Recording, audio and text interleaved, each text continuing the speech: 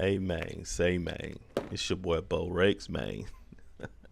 All right, what's going on, guys? Your boy Beau Rakes, man, coming to y'all live from the Philippines. I got my man Shane right here. Um, you know, one of the coolest gingers I ran across in my travels.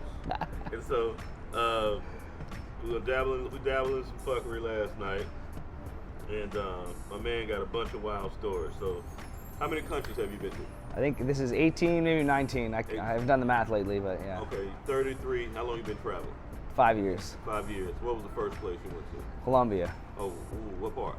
Bogota. Bogota. Yeah, went to Bogota. Cheap as fuck to fly there from where I'm from. Yeah, it's, went to the Chippy Choppy Mall. What do they call it? Chippy Choppy Mall? Fuck, I don't know, man. It gets kind of cool up there in the mountains, but I like the architecture over there. They have some real nice whorehouses. Yeah, man, they got that building that people jump off every Friday. Yeah. I heard about that. They allow public access one day a week, and at least once a week someone jumps the fuck off. Yeah, no, I hope nobody watches this and go there and jump off. Well, we didn't say the name, but we're good. All right, so what's been your favorite country so far? I gotta say Mexico. Mexico. You know, a lot of white people like Mexico. Yeah, but the thing is, I don't do the white people Mexico. I do the real Mexico. internal Mexico because I speak Spanish. So okay, there you go. I go like Mexico City. I think Mexico City is still my favorite city. Like the food there is incredible. People are nice. I was there during COVID. Like I didn't stop traveling for COVID. Yeah, I just fucking kept going. I don't give a fuck. And I think the reason I stay away from where white people feel safe at because it's normally always more expensive. And it's like. They serve hamburgers and hot dogs. Exactly. And it's like I've heard there's so many the classic American thing is like you go out, you see these Americans are like, well, why doesn't anyone speak English? Right. Where's the hamburgers? I want a hamburger. Like you came all the way here to eat a fucking hamburger and speak English? Like fuck off, man. That's the biggest problem I have with white people in travel. They be in DR saying the same thing. Why don't nobody speak English? Yeah. Learn 10 words or something. And it's like the thing is it's like. You could have stayed home and spoke English and eaten hamburgers. Like that's my thing. Like that's why my biggest fear is I would never go on a cruise because you're just hanging out with a bunch of white people on a boat that could probably sink. I've never been on a cruise. I've never been on a cruise. Never in my life. Never in my life. Then if you go single, you have to play double occupancy. Yeah. But they recently just started doing a cruise out of Florida to where I live in Puerto Plata. Yeah. So I'm thinking about going to Florida, taking that one-way cruise to Puerto Plata, and then get off the boat right there. Yeah, that's the thing. That's my biggest because my trip around the world's costing me about $60,000, and then they have that new around the world cruise. Yeah. It's 270 days, 100 countries and fucking whatever, but same price. But I'm stuck with a bunch of white people on a boat. Yeah, I don't think that. So let's go back up a little bit. You said your trip around the world has cost you about $60,000. Yeah. So is that a 1 year tour or? Year and a half. So this trip. I started in Australia, basically work my way up to Southeast Asia, and then go across to Europe, do all of Europe, and because I've already been to all of South America, so it's not this will be I'll be in 6 continents after this trip. No shit, I'm at 5. So I got to go one more. I got to go to Antarctica, which will be next year, maybe the year after that. I actually turned down a job in Antarctica. Well, it's fucking cold as fuck, man. You don't want to go there, They do man. 30 days on, 30 days off. Yeah, that's sketchy. But yeah, no, I'll be in Antarctica. If not, the end of next year, I'll go to Antarctica. That's dope. So, you like Mexico? Give me 2 or 3 more you like, and what's the reason behind it? Lima, Peru. Oh, we talked about that. Yeah. Lima is amazing. The food, man. For me, it's the food. Anywhere where it has the most amazing food, that's what I love. I really liked Madrid. Was fun. Okay. I was only there for a few days, so I didn't get a good taste of it. Panama City, honestly, it's very Americanized. They use the American dollar. Mm-hmm. It's like Taco Bell, Wendy's, shit like that. But I still had fun. We talked about the Mercado de Mariscos, the seafood market. Mm-hmm. Amazing. You go get a huge fucking full fried fish right in front of you, and so good. But. Yeah, that's. Croatia was amazing. My first ever trip overseas was Croatia. Right. So I stopped in France for 2 days just to see France. The worst fucking city in the world, honestly. As far as I'm concerned, just too many fucking Africans trying to sell you little plastic fucking Eiffel Towers. $1, $1, $1, $1, $1, $1. Yo, so let me ask you this, right? So you've been traveling a lot. The way you travel, do you meet some of these so-called passport bros? Because I think it's just passport bros a black thing. I don't think it's a white No, thing. it's definitely a white thing too, man. Is it? 100%. Oh, Dude, okay. I'm a passport bro. Are you? Yeah. So what's a passport bro? Just fucking, so listen, like, I don't know, I mean, in the States, probably pretty similar. In Canada, the women, white women, like for me, I hate white women. I hate white women because white women hate me. You know you're going to piss a lot of brothers off. They love them white women. Well, they can go ahead. Yeah, that's fine, man. Because the reason they love the white women, if they love you, go for it. Right, but right. I hate white women because white women hate me. Right. Okay. So you think they got something against ginger? They got Ginger, I'm short. chubby. I'm fucking. I haven't always been chubby. I used to be shredded, man. I used to six pack everything, but it didn't matter. Didn't matter. I was only fucking fat white chicks, which I mean, black guys love that. But Yeah. Exactly. Right. But no, like, but the thing is, they're so entitled. Like they expect everything to be given to them. They want to just sit on their ass and do fuck all day. So Right. you go down to South America, man. The Latinas, they treat you like a king. You're right. Like you like they're if you get up and start washing the dishes, their mom will yell at them and be like, hey, go fucking wash the dishes. Look, your boyfriend is washing the dishes or whatever. And Have you ever, let's say, in Canada, do you ever live with a woman, like a girlfriend? Oh yeah. I was engaged in 2016. Okay. I lived with her for a year. Didn't work out because she got fat. Rebounded a week later to a new girl. Lived with her to save some rent for a couple save months. rent, yeah. Yeah. Roommate She and a had spoonmate. she had yeah, exactly, man. She had her own house, so I rented half her bed for $300 a month. That's outstanding. But it didn't work out. Because I was like, man, there's got to be more out there. So and then I was like, I want to travel, and these bitches are stuck in this like tiny little town in northern Alberta. So I was like, fuck this. So as a Canadian man, you know, we have gripes about what's going on in America, but do the women really want you to pay all the bills? Yeah, man. And they don't believe in, they don't want to go half. Yeah, they believe in equality, Yeah, but- except when it comes to the things that they don't want to do. And they don't want to be submissive, but they want to. Exactly. And They then- want to be a boss bitch, Yeah. but then they want you to pay for everything, but they want to be the boss. It's like, listen, so What do you you think they went? What do you think the women got the ideology or the mindset like? Feminism. Feminism. Feminism from the 70s to now, it's like, and a lot of like, there's a lot of women that will say this on YouTube and stuff or Instagram they played themselves. Like they wanted all this equal rights bullshit, and now they're like, oh wait, but we don't actually want that. We just want like half of that. Like we want the stuff that's good for us, but we don't want the other shit. And they don't want to compromise. Yeah, exactly. They feel like, you know, if they feel like you trying to treat them like a slave to get them to be a woman of the house, And it's or like- a spouse. So actually, I talked to my mom about this, and she was a housewife. She didn't work for my whole childhood, and she like literally she would say she told me straight to my face. She goes, honestly, being a housewife is probably the easiest job I've ever had. She's like, all I had to do was wake up with you guys, send you to school, go have a nap, wake up, do some laundry, go have a nap again, take some Xanax, fucking whatever. So and like. She's like, literally, like being a stay-at-home mom is probably the easiest job you can actually have. Like and these bitches complain like, oh, it's a 24-hour job. Like, no, it's not. Your kid's sleeping for 10 hours a night. They're taking a nap in the morning. They're taking a nap in the afternoon. All you gotta do is feed some little ginger kids a grilled cheese sandwich. Like, how is that harder than my dad worked in an explosives mine? Like, he worked with explosives in a mine. Right. And like people blew themselves up, like monthly.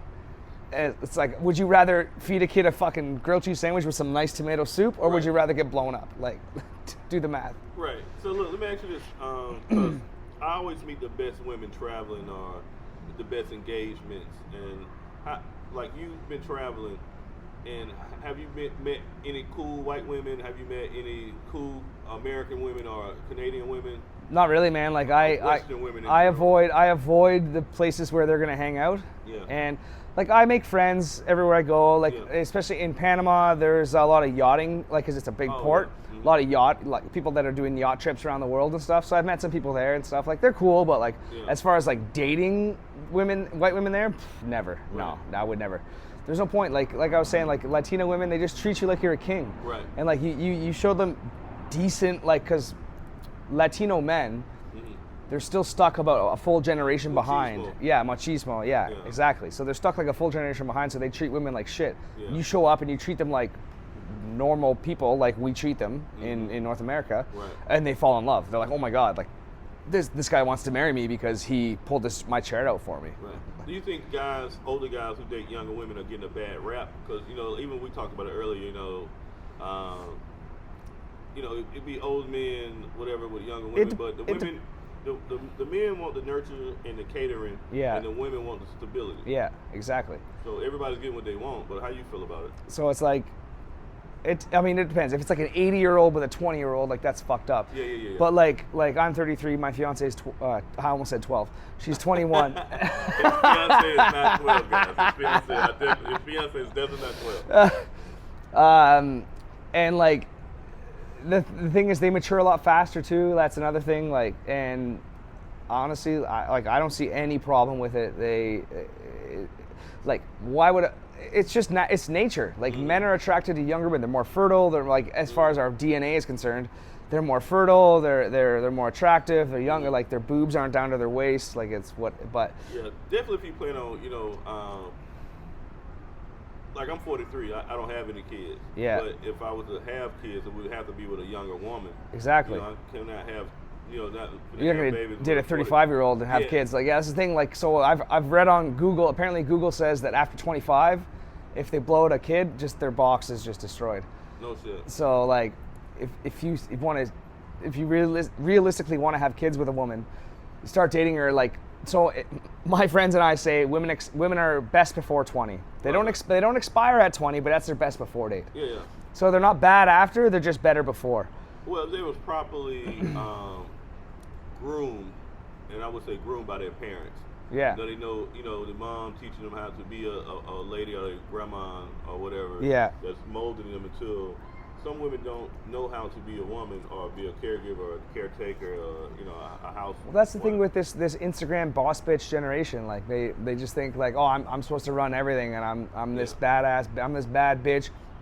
I got fucked by 25 guys last year, like whatever. Right. And it's like, bro, like, And all of them, you watch them. They get 35, they get 40, they get 45, they get 50. and like, why am I single? Why am I single? Nobody wants. Because you got ran through in your 20s. Not even that. You had a bad attitude. Yeah, but it's like they decide when they're 30, like, oh, I'm gonna settle down now and find a husband. It's like, good luck. But they got their own house, they got their own car, but then they don't need a man. But men don't value that. Yeah, men don't value a woman who has her own house and has her own car and has her own high-paying job. Like, men don't care. It's not that we don't value it. We don't care. Yeah, I'll be that for you if you want. Yeah. Like, if you're women think men value differently than men actually value. Women think like, oh, I need to be my independent boss bitch. I have my own job. I got $1 million. I got a house and car. But men are like, well, even if you didn't have all those things, as long as your personality is good, right. I'll support you. I'll do whatever you need. Right. Like, I can do that for you, and like, I like doing that for you. Exactly. I totally agree. So, how old were you first started dating Latinas or whatever you fancy? I was 28. You was 28, and Yeah. that was your first experience. Yeah. So that's when I went down to Colombia when I was 28. Yeah, and you just said, "Yo, I like this." It's easy. So my not as easy as you don't have to wrestle or argue. My first night in Colombia, I went out to a club. I brought a girl there. Yeah. It was like this club with like a bar here and a bar here, and in the middle was like a place where you can chill out if you're too fucked up or just hang out and do whatever. So I was sitting down there, and the girl that I was with was beside me. Mm-hmm. This girl came up and sat beside me. She's like, "Hey, oh my God, I love your hair," obviously. Yeah. And she's like, "Can I get your number?" So she got my number. I was like, "Oh, that was cool." She got up. And then I looked behind her. There was a line. There was a lineup of girls coming down, getting my number. Next girl, get my number. 3 girls in a row came and got my number. I was like, no girl has ever asked for my number in Canada. I fucking love Colombia. No girl. Nah, I'm here. There's no one here, but we'll see what happens. But Right. That's fucking awesome. But you feel wanted. Exactly. Yeah. And like, they're proud of you. They like they want to show you off. They tell their mom, they tell their family, and everyone's like, "Oh my God, you're gonna have the best like ginger, green-eyed Latino babies." Right.